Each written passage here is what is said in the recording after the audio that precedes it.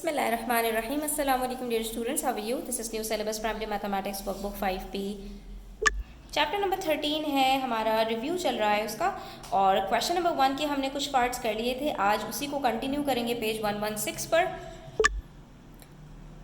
जिसमें आपको करना सिर्फ इतना है कि जो अननोन एंगल है मार्क्ड उसको आपको फाइंड आउट करना है। अब इसके अंदर आप ये कहेंगे कि भाई दो एंगल्स हमें चाहिए होते हैं, तो इसमें तो सिर्फ एक एंगल गिवन है। तो स्टूडेंट्स यहाँ पर सिर्फ एक एंगल नहीं गिवन है, आपको ये भी गिवन है कि दो साइड्स इसकी इक्वल हैं। ठीक है, ये जो मार्क्स लगे होते हैं ये आपको डिनोट कर रहे होते हैं कि दो आपके पास साइड्स इक्वल हैं। इसका मतलब है ये आइसोसेलेस ट्राइंगल है। जब दो साइड्स इक्वल हैं तो इसका ऑपोजिट एंगल और इसका ऑपोजिट एंगल ये दोनों भी इक्वल होंगे, यानी ये एंगल डी है तो ये भी एंगल डी ही होगा।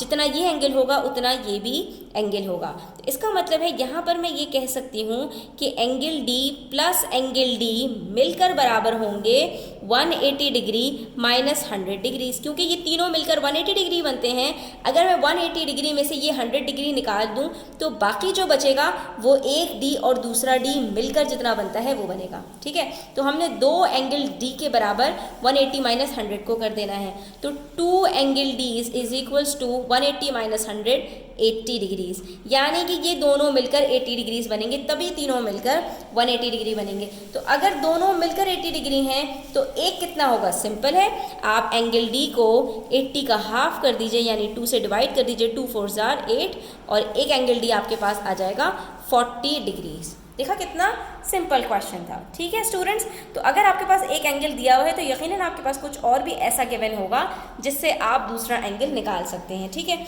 अब यहाँ पर आपसे कह रहे हैं कि ये एक एंगल है आपके पास 89 डिग्रीज का, दूसरा एंगल 32 डिग्रीज है, एंगल ई आपको फाइंड आउट करना है। तो ये तो बिल्कुल सिंपल क्वेश्चन है। 180 में से आप पहले 89 डिग्रीज निकालिए, 91 बचेगा, और 91 में से फिर दोबारा से 32 आप निकाल दीजिए, तो आपके पास क्या बचेगा, 91 माइनस 32 आपके पास बच जाएगा 59 डिग्रीज।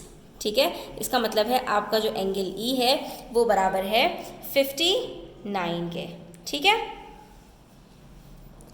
उसके बाद नेक्स्ट है हमारे पास एंगल एफ। तो इसके अंदर आप देख सकते हैं डब्बा और एक एंगल 15 है। तो वेरी सिंपल, आपने क्या करना है, एंगल एफ निकालने के लिए सिंपल है, एक तो 90 है और ये दोनों मिलकर 90 बनेंगे, तो आपने 90 डिग्री में से सिर्फ 15 निकाल देना है। आपको पता चल जाएगा आपका एंगल एफ कितना है। जैसे ही आप 90 निकालते हैं तो आपके पास बचता है 75 डिग्रीज। तो ये एंगल एफ आपका 75 डिग्रीज है। अब आ जाइए पेज 117 पर, क्वेश्चन नंबर 2 है पार्ट ए में। आपके पास एक ट्राइंगल है स्टूडेंट्स, लेकिन इसके अंदर आपको कोई एंगल फाइंड आउट नहीं करना। इंस्टेड आपसे कहा है कि इस ट्राइंगल का एक एक्सटीरियर एंगल, उसके बाहर जो एक अदद एंगल बन रहा है वो आपको फाइंड आउट करना है। इस एंगल एम को फाइंड आउट तो हम कर सकते हैं स्टूडेंट्स, क्योंकि यहाँ पर हमसे कहा है कि ये जो लाइन बी सी डी है ये एक स्ट्रेट लाइन है। तो अगर ये वाला एंगल मुझे जो अंदर बन रहा है इस ट्राइंगल के अंदर ये पता चल जाए तो मैं क्या करूँगी, 180 में से बस इसको मैं सब्ट्रैक्ट करूँगी, मुझे एंगल एम पता चल जाएगा, क्योंकि sum of angles on a straight line is equals to 180 degrees. ठीक है, और ये एंगल मैं फाइंड आउट कर सकती हूँ स्टूडेंट्स। ये हम ले लेते हैं अपना, फॉर एग्जाम्पल आपका एंगल सी है। ठीक है, क्योंकि ये आपका जो वर्टेक्स सी है उसके ऊपर बन रहा है, तो इसलिए हम यहाँ पर एंगल सी इसको लेते हैं, और एंगल सी बराबर होगा स्टूडेंट्स, ये 90 डिग्रीज है, तो बाकी क्या बचा 90 माइनस 55। यहाँ से हम सबसे पहले अपना ये एंगल कैलकुलेट करेंगे। एंगल सी हमारे पास आ जाएगा 35 डिग्रीज। 55 में से 35 निकालेंगे आप 90 में से, तो 35 डिग्रीज बचता है।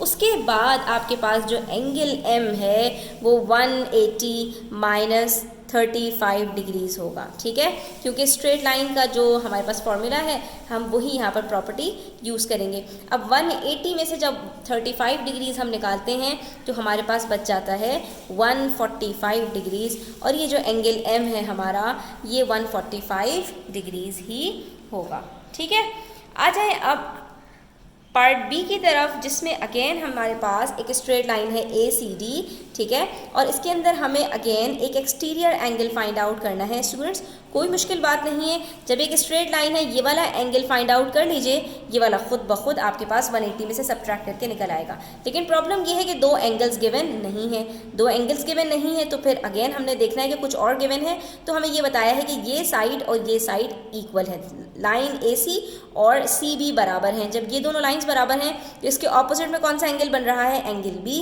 और इसके ऑपोजिट में कौन सा एंगल बन रहा है, एंगल 34, यानी 34 बराबर है एंगल B के। तो हम यहाँ पर ये एंगल आराम से कैलकुलेट कर सकते हैं। इसका मतलब ये हुआ एंगल C बराबर है 180 में से एक दफ़ा 34 निकालो और उसके बाद दोबारा भी 34 निकाल दो, तो आपके पास 180 में से जो सब्ट्रैक्ट करोगे तो एंगल C निकल आएगा। 34 प्लस 34 गिव्स अस 68। तो 180 में से जब आप 68 को सब्ट्रैक्ट करते हैं तो आपके पास बच जाता है 112 डिग्रीज। तो जब हमारे पास ये पता चल गया कि ये 112 डिग्रीज है तो एंगल N कैलकुलेट करना कुछ भी मुश्किल नहीं है। हम सिंपल क्या करेंगे, 180 में से 112 को सब्ट्रैक्ट करेंगे और हमारे पास आंसर आ जाएगा 68 डिग्रीज, जो हमारा एंगल N के बराबर है। ठीक है स्टूडेंट्स। तो डियर स्टूडेंट्स, इन क्वेश्चंस को सॉल्व करने के लिए आपको सिर्फ दो प्रॉपर्टीज़ याद रखनी है।